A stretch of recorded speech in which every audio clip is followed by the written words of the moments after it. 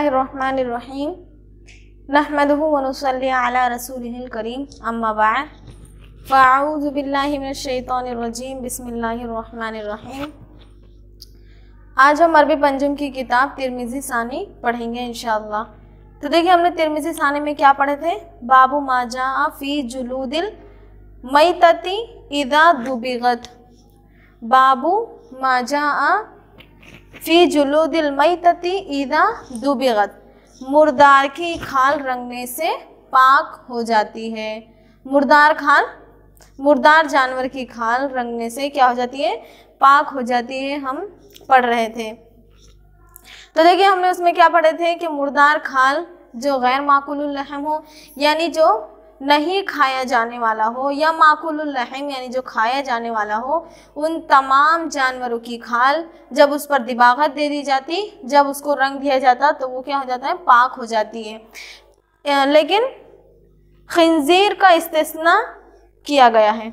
खिंजीर जो है, खिंजीर, और इसमें देखिए कुत्ते को भी इसमें इस्तिस्ना किया गया है इस हुक्म से, यानी उनकी मुर्दार वो जो जानवर है वो खुद भी हराम है, और उनका गोश्त भी हराम है, और उनकी खाल भी हराम है। खिंजीर और कुत्ता और एक इंसान को भी इससे इस्तिस्ना किया गया है। तो देखिए, खिंजीर और कुत्ते को तो उसके नजिसुल ऐन होने की वजह से, यानी उसके नजिस होने की वजह से और उसके नापाक होने की वजह से उसका इस्तिस्ना किया गया। लेकिन इंसान जो है, उसकी मर्तबे को, इंसान की जो अशरफियत है, इंसान को जो बुलंदी अता है, इंसान को उसकी इज्जत और इकराम की वजह से वो इस्तिस्ना किया गया, यानी उनकी खालें जो हैं वो पाक नहीं होती हैं। तो देखिए, हमने इसमें ये हदीस पढ़े थे कि एक बकरी जो थी वो मर गई। हमने क्या देखे थे कि एक बकरी मरी हुई आप सल्लल्लाहु अलैहि वसल्लम को दिखाई दी, जो कि मर चुकी थी। तो हज़रत इब्ने अब्बास रज़ी अल्लाह तआला अन्हु फरमाते हैं कि नबी सल्लल्लाहु अलैहि वसल्लम से भी रिवायत करते हैं, और अपने खाला हज़रत मैमुना रज़ी अल्लाह तआला अन्हा के वास्ते से भी रिवायत करते हैं कि वो बकरी मर गई थी। आप सल्लल्लाहु अलैहि वसल्लम ने उसके अहल वालों से, यानी जो उसके ज़िम्मेदार थे, उससे कहा कि तुम क्यों नहीं निकाल लेते हो उसकी जिल्द को, तुमने क्यों खींचकर क्यों नहीं निकाल लेते हो उसकी जिल्द को, यानी उसके चमड़े को, और तुम उसे दिबागत दो, उसकी खाल को दिबागत दो, बस तुम फ़ायदा उठाओ इससे, यानी तुम इससे फ़ायदा उठाओ। तो अब हम इसकी हदीस नंबर 2 देखेंगे।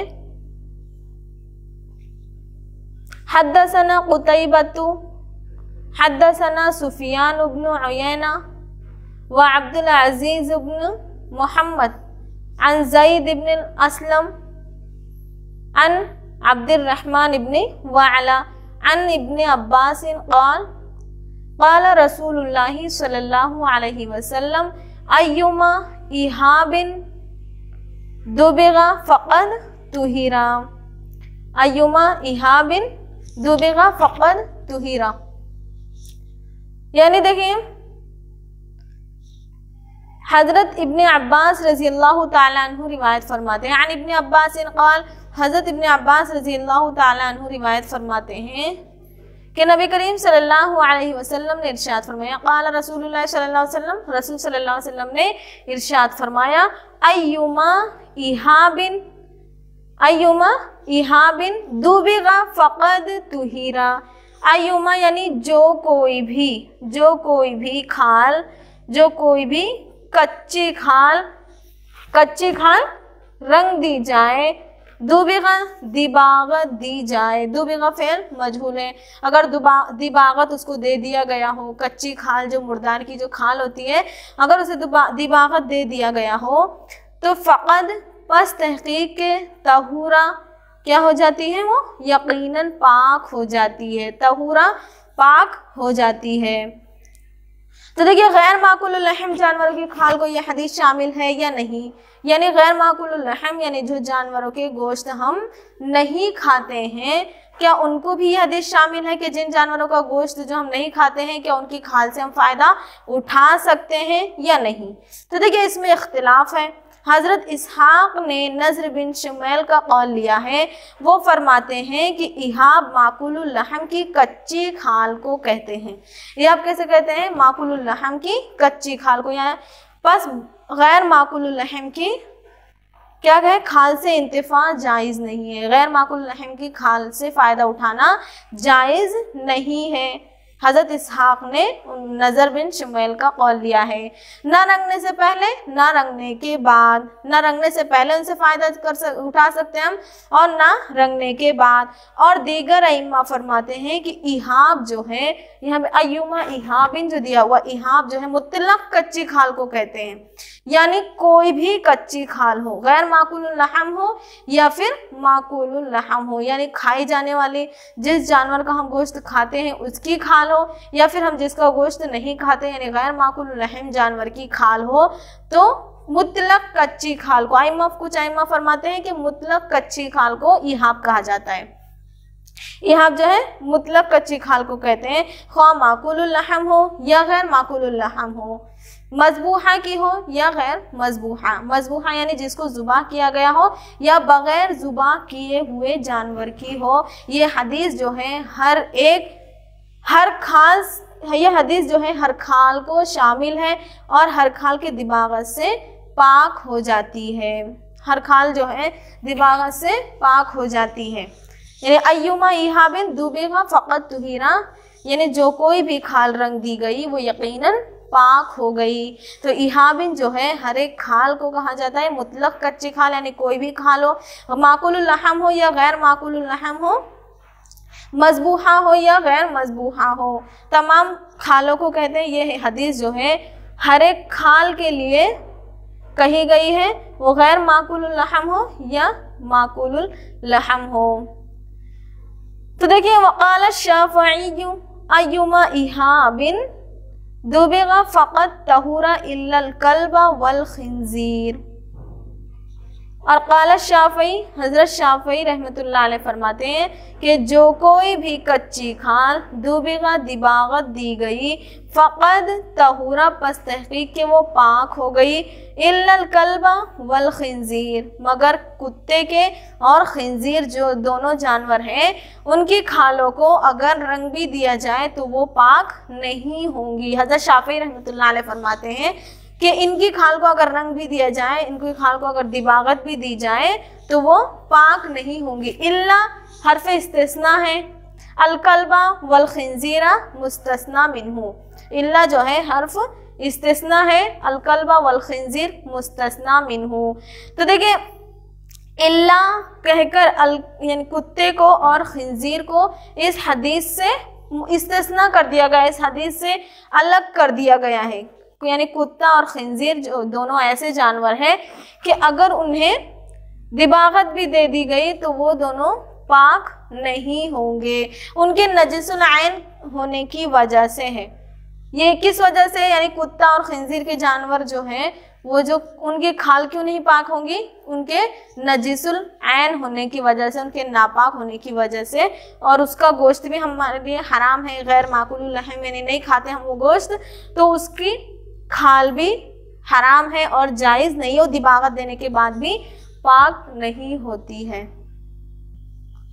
उसके बाद में हदीस नंबर 3 हम देखेंगे। हद्दसना मुहम्मद इब्न तरीफ अल-कूफी हद्दसना मुहम्मद इब्न फुज़ैल अनिल अअमश व शैबानी अनिल हकम अन अब्दुर्रहमान इब्न अबी लैला अन अब्दुल्लाह इब्न उकैम क़ाल अताना किताबु रसूलिल्लाहि सल्लल्लाहु अलैहि वसल्लम अल्ला तंतफिउ मिनल मैतति बिइहाबिन वला असबिन। यानी अब्दुल्ला इब्न उकैम रज़ी अल्लाह ताला अन्हु से रिवायत है। तो देखिए, अब्दुल्ला इब्न, हदीस नंबर 3 क्या है कि अब्दुल्ला इब्न उकैम से रिवायत है, जो कि देखिए सहाबी नहीं है बल्कि ताबई है, तो हम इन्हें सहाबी नहीं कहेंगे रज़ी अल्लाह ताला नहीं, बल्कि अब्दुल्ला इब्न उकैम रहमतुल्लाह अलैह से रिवायत है। अताना, अता आया ना हमारे पास, आया हमारे पास किताबु रसूलिल्लाहि सल्लल्लाहु अलैहि वसल्लम, यानी रसूल सल्लल्लाहु अलैहि वसल्लम का ख़त। किताबु रसूलिल्लाहि सल्लल्लाहु अलैहि वसल्लम, रसूल सल्लल्लाहु अलैहि वसल्लम का ख़त के अन के ला तंतफिउ मिनल मैतती, ला तंतफिउ के ना तुम फ़ायदा उठाओ। इंतफ़ा यंतफ़िउ से बना हुआ है, इंतफ़ा यंतफ़िउ इंतिफ़ाअन, इफ्तअला यफ्तइलु इफ्तिआलन। तो देखिए अन ला तंतफ़िउ ये फ़िल नहीं का सिगा है, फ़िल जमा मुज़क्कर हाज़िर। ला तंतफ़िउ तुम मत फ़ायदा उठाओ, मिनल मैतती मुर्दार से, मुर्दार से बिइहाबिन उसकी खाल से, वला असबिन और उसके पट्ठों से, यानी तुम उसकी खाल से फ़ायदा मत उठाओ और उसके पट्ठे से फ़ायदा मत उठाओ। तो देखिए हमने इससे पहले क्या देखे कि इसमें बताया जा रहा है कि तुम फ़ायदा उठाओ मुर्दार की खाल से, यानी अयुमा इहाबिन दुबिगा फ़क़त तहुरा, यानी कोई भी कच्ची खाल जो है अगर उसको रंग दिया जाए, उसको दिबागत दे दी जाए तो वो पाक हो जाती है। कच्ची खाल को दिबागत देने से वो पाक हो जाती है। अब इस हदीस में देखिए क्या बात आ रही है कि अब्दुल्ला इब्न उकैम फरमाते हैं कि आया हमारे पास रसूल सल्लल्लाहु अलैहि वसल्लम का ख़त, किताब रसूलिल्लाह सल्लल्लाहु अलैहि वसल्लम, रसूल सल्लल्लाहु अलैहि वसल्लम का ख़त, अल्ला तंतफ़िउ के ला तंतफ़िउ तुम मत फ़ायदा उठाओ, मिनल मैतती मुर्दार से, बिइहाबिन यानी उसकी खाल से, वला असबिन और उसके पट्ठे से, यानी ख़त आया कि तुम मुर्दार की कच्ची खाल और पट्ठों से फ़ायदा मत उठाओ। तो देखिए इससे पहले इसमें बताया जा रहा था कि कोई भी कच्ची खाल अगर रंग दी जाती, दिबागत दे दी जाती तो वो पाक है। इस हदीस में क्या बताया जा रहा है कि तुम फ़ायदा मत उठाओ, ऐसा रसूल सल्लल्लाहु अलैहि वसल्लम का ख़त आया था। तो देखिए इस हदीस की वजह से इसहाक बिन राहुया फरमाते हैं कि मुर्दार की खाल से किसी हाल में इंतिफा जायज़ नहीं है। मुर्दार की खाल से किसी भी हाल में इंतिफा यानी फ़ायदा उठाना जो है जायज़ नहीं है, किसी भी हाल में, क्योंकि इसमें बताया जा रहा है कि रसूल सल्लल्लाहु अलैहि वसल्लम का ख़त आया था कि तुम मुर्दार की खाल से फ़ायदा मत उठाओ, तो इंतिफा जायज़ नहीं है। और वो हदीस है जिसमें दिबागत के बाद मुर्दार की खाल से इंतिफा जायज़ है, इंतिफा की इजाज़त दी गई है, वो मनसूख है। और वो ये हदीस नासिख है क्योंकि उसके बाद सराहत यह है कि हुज़ूर सल्लल्लाहु अलैहि वसल्लम की वफ़ात से 2 महीने पहले ये ख़त गया था, यानी 2 महीने पहले ये ख़त उनके पास आया था कि तुम फ़ायदा मत उठाओ, आप वसल्लम की वफ़ात से 2 महीना पहले। इसीलिए ये हदीस जो है नासिख है। और जो पिछली हदीस थी कि जिसमें दिबागत देने के बाद मुर्दार की खाल जो है वो पाक हो जाती है, इस तरह का फरमान था, तो वो मनसूख की गई है, ऐसा इसहाक बिन राहुया फरमाते हैं। तो देखिए ये हदीस बाद की और नासिख है और इबाहत वाली हदीसें पहले की और मनसूख है। इमाम अहमद रहमतुल्लाह अलैह फरमाते हैं कि पहले मेरी राय यही थी, इमाम अहमद रहमतुल्लाह अलैह फरमाते हैं कि पहले मैं भी यही सोचता था, लेकिन जब उनके सामने ये बात आई कि अब्दुल्ला इब्न उकैम जो कि इस हदीस के रावी हैं, उन्होंने ये तहरीर खुद से उन्होंने नहीं देखी थी। कौन सी तहरीर? जिसमें यानी ख़त वो रसूल सल्लल्लाहु अलैहि वसल्लम का जो उस वहाँ पर वो बता रहे कि हमारे पास जो ख़त आया था रसूल सल्लल्लाहु अलैहि वसल्लम का, वो उन्होंने खुद वो तहरीर नहीं देखी, बल्कि वो कबीले के लोगों से रिवायत करते हैं, इसीलिए उन्होंने अपने कौल से रुजू कर लिया कि तुम खाल से फ़ायदा मत उठाओ। यानी हम अभी भी लेकिन इसमें इख्तिलाफ जो है वो बाकी है। तो देखिए आगे की हदीस नंबर 4 हम देखेंगे। वक़द रुविया हाज़ल हदीसु अन अब्दुल्लाह इब्न उकैम अन्नहु क़ाल अताना किताबु रसूलिल्लाहि सल्लल्लाहु अलैहि वसल्लम क़ब्ल वफ़ातिही बिशहरैनी।